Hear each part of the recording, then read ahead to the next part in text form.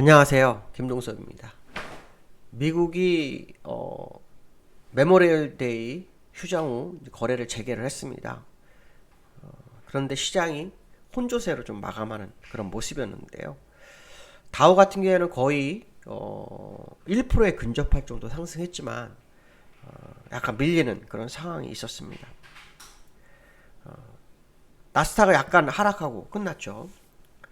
미국에서 있었던 내용들은 몇 개가 있는데요. 첫 번째는 코로나 확진자 수가 6,725명. 이게 이제 작년 3월 이후로 최저치를 기록합니다. 그러니까 1만 명 밑으로 떨어진 것은 작년 3월 이후로 최저치입니다. 이게 이제 시장을 좀 끌어올렸었던 이유고요. 그 다음에 백신 접종이 18세 이상 성인을 기준으로 해서 62.6%. 와, 이제 한 38%만 거의 다 접종이 되는 겁니다. 그 다음에 이제 5월 제조 구매자 관리 지수가 62.1이 나와요. 사상 최고치가 나오죠. 요게 이제, 시장을 약간 누른 거라고 봅니다. 왜냐하면 지표가 개선됐지만, 경기가 과열되고 있는 거 아니냐, 이런 해석을 할 수 있죠. 그러니까 지난번에 ADP 민간 고용이 문제가 있었던 거죠. 그게 좀 이해가 안 되는 거죠. 이렇게 구매자 관리수 좋고 코로나도 확진자도 줄어들고 이런 상황 속에서 경제활동 인구들이 고용이 안 됐다. 이거 굉장히 난센스인 겁니다. 그러니까 결국 이제 오늘 3일이죠. 그러니까 오늘 2일이죠. 2일. 3일. 그러니까 내일 밤 미국에서 발표가 되는 ADP 민간 고용 5월 고용 지표가 굉장히 중요하게 되는 겁니다. 경기 과열이 아니냐. 그러니까 이건 완전히 어떻게 보면 되게 웃긴 상황입니다. 모든 게 물가가 오르고 모든 게 다 좋아지고 그러는데 정부에서 뭐 지원금 주고 막 이것 때문에 직장을 안 잡은 사람들 때문에 고용이 안 좋게 보이니까 경기가 안 돼. 이렇게 해석이 돼버리는 그런 상황이다. 이렇게 보시면 됩니다. 그래서 저는 다음 달 민간 고용이 되게 중요하다고 보지만 일단 지난달 대비로 어떻게 변했는지 이게 굉장히 중요합니다. 그래서 3일날 발표되는 ADP 민간 고용, 4일날은 5월 고용 동향이 나옵니다. 그러니까 전체 고용 동향이 나오는데 요거 좀 봐야 될 것 같고요. 그 다음에 이제 레이얼 브레이드너라고 연준 이사가 또 어저께는 이런 얘기를 합니다. 그러니까 인플레가 일시적이다. 인플레가 일시적일 수 있나요? 돈을 풀어서 계속 오는데 인플레가 일시적인 경우는 거의 없는데 인플레는 한번 거품이 나기 시작하면 거품이 쉽게 꺼지질 않아요. 계속 버블이 생기는 법이거든요. 그래서 계속 시장. 그러나 이제 이 사람은 그런 얘기를 했어요. 만약에 원한다 상황에 따라서는 뭔가 할 수 있는 걸 준비해야 된다. 이런 얘기도 하긴 했지만 결국 이 인플레에 대해서만큼은 일시적이라는 식으로 치부를 합니다. 어쨌든 미국이 코로나의 영향권에서 벗어나고 있는 그런 상황 속에서 지표가 개선되면서 주가를 눌러버리는 그런 상황이 연출된 하루였다. 이렇게 생각하시면 될 것 같고요. 근데 이제 중요한 것은 일단 지수를 보시면 0.13% 다우가 올랐고 나스닥은 하락을 했습니다. 그리고 다른 것도 다 하락한 모습이죠. 근데 지수를 보면 나스닥과 다우를 좀 보면 윗꼬리 맞은 자리가 추세 연장선인 거로 보이시나요? 확인시켜 드리겠어요. 윗꼬리가 올라가서 윗꼬리 맞고 떨어진 데가 이 추세 제가 그어놨던 추세 연장선이에요. 그러니까 이 자리가 얼마나 중요한지를 이제 다시 한번 새삼 확인시키는 하루였다. 그렇죠? 올랐지만 결국은 이 추세 제가 그 추세 연장선 맞고 떨어졌습니다. 지금 여기가 지난번 2번, 그다음 이번이 3번째입니다.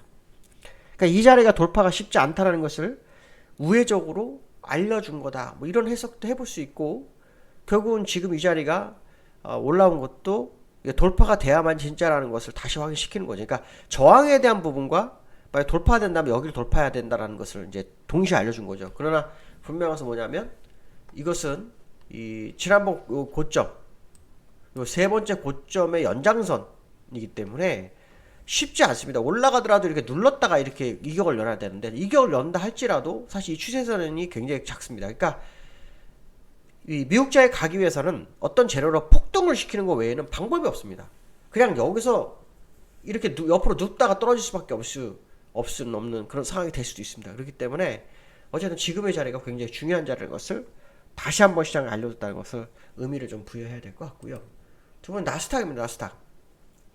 일단 5주선 위로 올라왔죠. 예, 올라왔습니다. 왜냐하면 이 캔들 종가가 지난주 5주선 살짝 간통하면서 횡보를 했잖아요. 그러니까 얼마 안 빠지니까 이제 5주선 위에 올라왔어요. 근데 5주선이 우상향으로 틀지 않는다면 별 의미가 없죠. 어쨌든 지금 상황으로 보면은 굉장히 중요한 상황이 됐다. 이렇게 보시면 될 것 같습니다. 자, 두 번째로는요. 올여름 전국민 재난지원금 얘기가 나옵니다. 이게 지금 결국 추경인데요. 금액이 한 20조, 30조 정도 됩니다. 이제 국가 채무가 이제 1000조대가 되면서 국가 채무가 1000조대 되면서 재정 건전성에 문제가 좀 생기고 있는 그런 상황이다 이렇게 보시면 되는데요.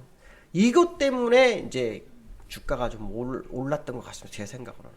왜냐하면 이 수급으로 보시면 이제 수급 동향까지 같이 하겠습니다. 일자별로 보시면 이제 기관이 매수를 하잖아요. 기관이 계속 매수를 했어요. 제가 이제 이걸 이해를 못 한다고 했잖아요. 기관이 지금 본 지수를 보시면 요게 이제 들어올 자리가 아니다. 여기 차트로 보시면 여기 지금 들어올 자리가 아니에요. 외국인도 들어올 자리가 아니고. 그러니까 들어올 자리가 아니라는 의미가 무슨 말이냐면 주식을 살라 그러면 어디든지 다 살 수 있죠. 그 얘기가 아니라 매도 추세에서 갑자기 매수로 전환할 만한 자리가 아니라는 거죠. 적어도 이렇게 좀 눌렀다가 올라올 때 매수 전환하는 거지. 이런 상태에서는 아니라는 거죠. 그러니까 이런 부분을 좀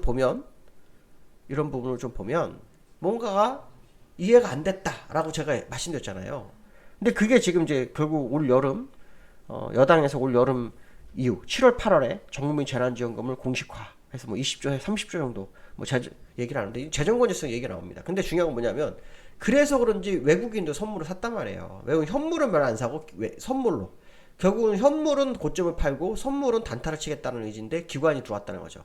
그래서 저는 이게 굉장히 이해가 안 됐으면 기관이 들어온 거예요. 문제는 뭐냐면 은하라가 추경을 한다 그래서 어느 정도 시장에 영향을 미칠까 이거 한번 생각을 해봐야 돼요. 예전에는 공매도 금지라는 것이 있었어요. 그렇죠? 공매도 금지라는 것이 있었기 때문에 당연히 추경을 해도 그 역할이 그게 플러스 알파가 되는 추경을 하면 플러스 알파가 되는 상황이었지만 지금 공매도 금지가 있는 상태에서 추경이 얼마나 시장에 영향을 미칠지 이거 한번 생각해 봐야 되는 거죠. 미국도 4조 달러 푸는데도 더 못 가잖아요. 그냥 버티는 정도에 있단 말이에요. 추세는 돌파 못 하고 있는 상황. 지금 현재 기관들이 매수하는 부빌 언덕은 이거 아니었냐. 이거 외에는 해석이 안 됩니다. 그러니까 결국 그 추경으로 시장을 끌어올리겠다라는 것밖에 되지 않습니다. 근데 이게 얼마 될지는 잘 모르겠습니다. 얼마씩 전국민한테 줄지는 모르겠지만 어쨌든 그게 주식으로 올까요? 생활자금으로 들어갈까요? 이것도 되게 중요합니다. 그렇죠? 주식으로 들어온다 그러면 사실 20조 정도 가지고는 어림도 없는 얘기죠.